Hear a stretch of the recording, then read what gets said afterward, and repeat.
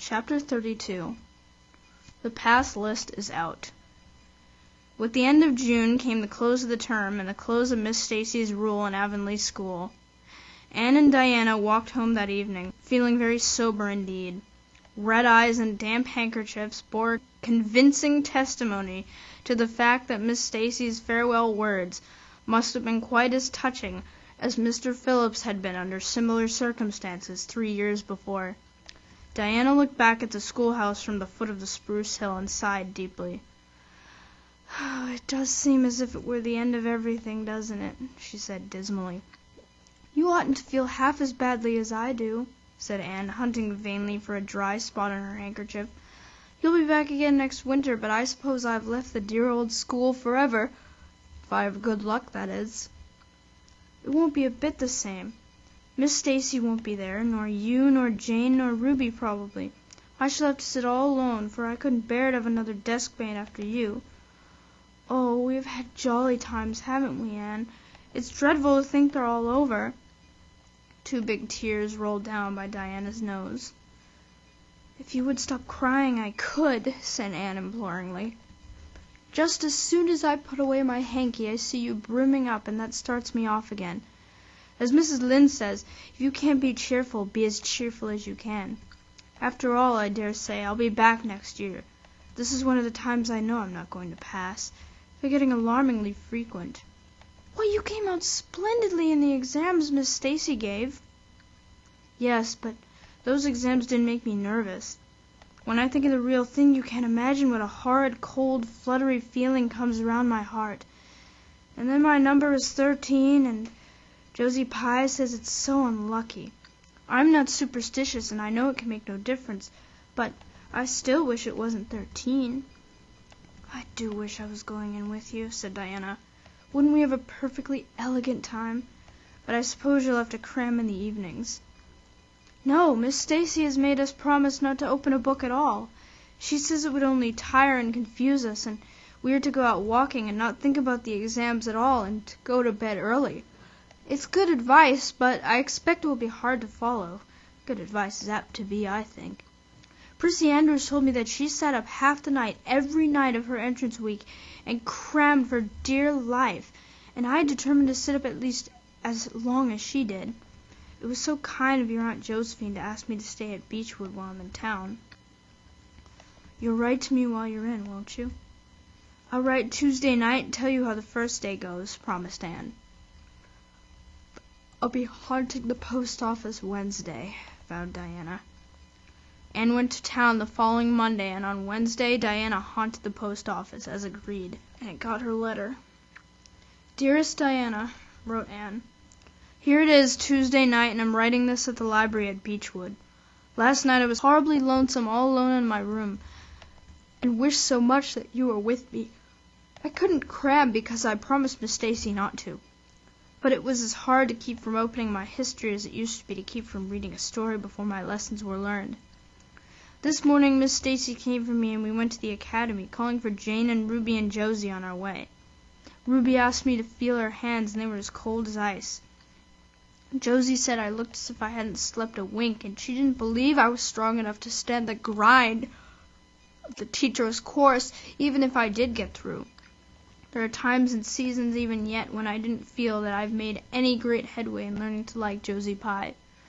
When we reached the academy there were scores of students there from all over the island. The first person we saw was Moody Spurgeon, sitting on the steps and muttering away to himself. Jane asked what on earth he was doing, and he said he was repeating the multiplication table over and over to steady his nerves, and for pity's sake not to interrupt him, because if he stopped for a moment he got frightened and forgot everything he ever knew. But the multiplication table kept all his facts firmly in their proper place. When we were assigned to our rooms, Miss Stacy had to leave us. Jane and I sat together, and Jane was so composed that I envied her.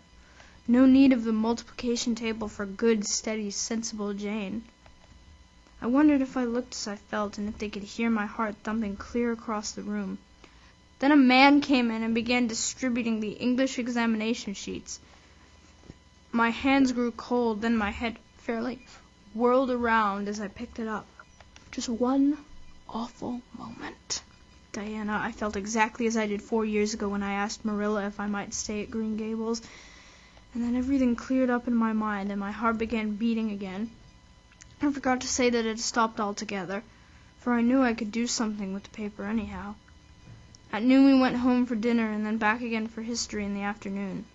The history was a pretty hard paper and I got dreadfully mixed up in the dates. Still, I think I did fairly well today. But oh, Diana, tomorrow the geometry exam comes off, and when I think of it, it takes every bit of determination I possess to keep from opening my Euclid. If I thought the multiplication table would help me any, I would recite it from now until tomorrow morning. I went down to see the other girls this evening. On my way I met Moody Spurgeon wandering distractedly around.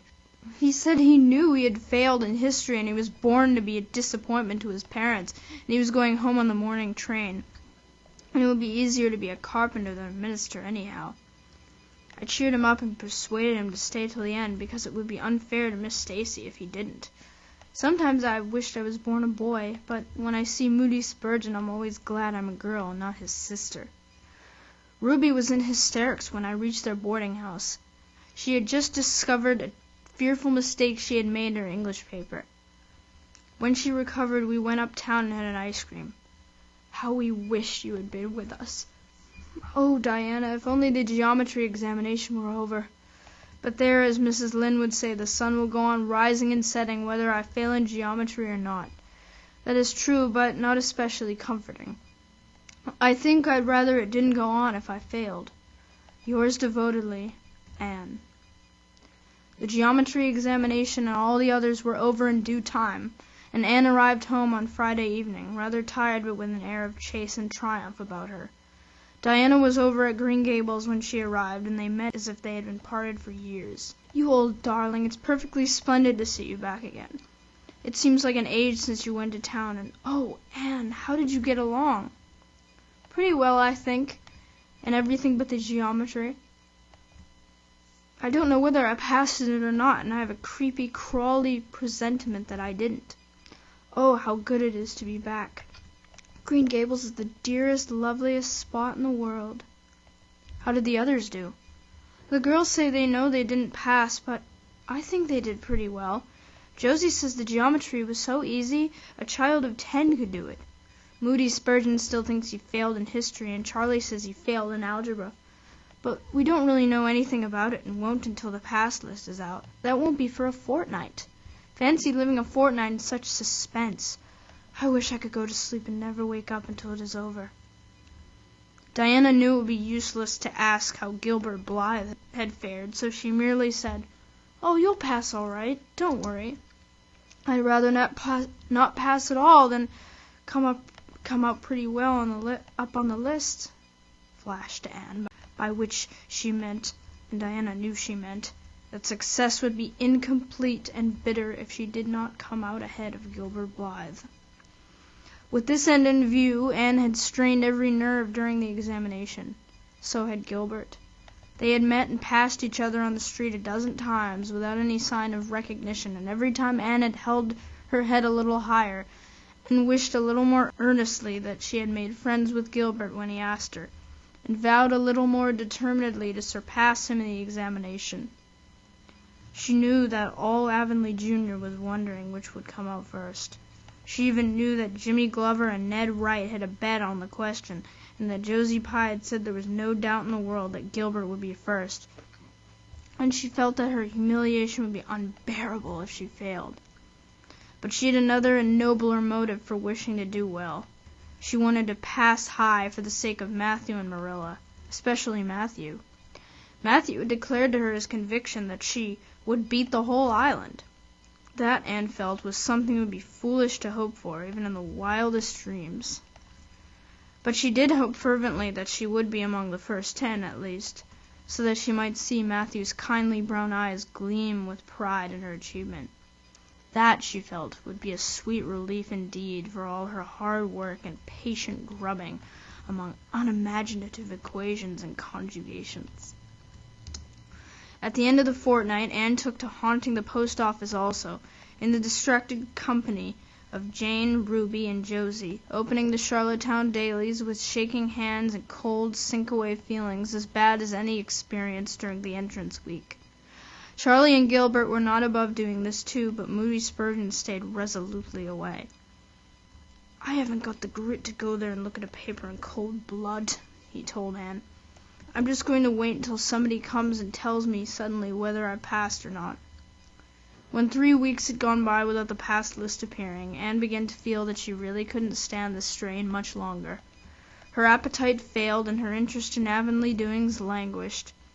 Mrs. Lynde wanted to know what else you could expect with a Tory superintendent of education at the head of affairs, and Matthew, noting Anne's paleness and indifference and the lagging steps that bore her home from the post office every afternoon, began seriously to wonder if he hadn't better vote grit at the next election. But one evening the news came. Anne was sitting at her open window, for the time forgetful of the woes of examination and the cares of the world, as she drank in the beauty of the summer dusk, sweet-scented with flower breaths from the garden below, and sibilant and rustling from the stir of poplars. The eastern sky above the firs was flushed faintly pink from the reflection of the west, and Anne was wondering dreamily if the spirit of color looked like that, when she saw Diana come flying down through the firs, over the log bridge and up the slope, with a fluttering newspaper in her hand. Anne sprang to her feet, knowing at once what that paper contained. The pass list was out. Her head whirled, and her heart beat until it hurt her. She could not move a step. It seemed an hour to her before Diana came rushing along the hall and burst into the room without even knocking, so great was her excitement. "Anne, you've passed!" she cried. "Passed the very first. You and Gilbert both. You're ties, but your name is first. Oh, I'm so proud!" Diana flung the paper on the table and herself on Anne's bed, utterly breathless and incapable of further speech. Anne lighted the lamp, oversetting the match safe and using up half a dozen matches before her shaking hands could accomplish the task. Then she snatched up the paper. Yes, she had passed. There was her name at the very top of the list of 200. That moment was worth living for. "You did just splendidly, Anne," puffed Diana, recovering sufficiently to sit up and speak, for Anne, starry-eyed and rapt, had not uttered a word. "Father brought the paper home from Bright River not 10 minutes ago. It came out on the afternoon train, you know, and won't be here till tomorrow by mail. And when I saw the pass list I just rushed over like a wild thing. You've all passed, every one of you, Moody Spurgeon and all, though he's conditioned in history. Jane and Ruby did pretty well. They're halfway up, and so did Charlie. Josie just scraped through with 3 marks to spare, but you'll see she put on as many airs as if she'd led. Won't Miss Stacy be delighted? Oh, Anne, what does it feel like to see your name at the head of a pass list like that? If it were me, I know I'd go crazy with joy. I'm pretty near crazy as it is, but you're as calm and cool as a spring evening." "I'm just dazzled inside," said Anne. "I want to say 100 things, and I can't find words to say them in. I've never dreamed of this. Yes, I did, too, just once. I let myself think once, what if I should come out first? Quakingly, you know, for it seemed so vain and presumptuous to think I could lead the island. Excuse me, Diana. I must run right out to the field to tell Matthew. Then we'll go up the road and tell the good news to the others." They hurried to the hayfield below the barn, where Matthew was coiling hay, and as luck would have it, Mrs. Lynde was talking to Marilla at the lane fence. "Oh, Matthew!" exclaimed Anne. "I've passed, and I'm first, or one of the first. I'm not vain, but I'm thankful." "Well, now, I always said it," said Matthew, gazing at the pass list delightedly. "I knew you could beat them all easy." "You've done pretty well, I must say, Anne," said Marilla, trying to hide her extreme pride in Anne from Mrs. Rachel's critical eye. But that good soul said heartily, I just guess she has done well, and far be it from me to be backward in saying it. You're a credit to your friends, Anne, that's what, and we're all proud of you." That night Anne, who had wound up the delightful evening with a serious little talk with Mrs. Allan and the Manns, knelt sweetly by her open window in a great sheen of moonshine and murmured a prayer of gratitude and aspiration that came straight from her heart. There was in it thankfulness for the past and reverent petition for the future. and when she slept on her white pillow her dreams were as fair and bright and beautiful as maidenhood might desire.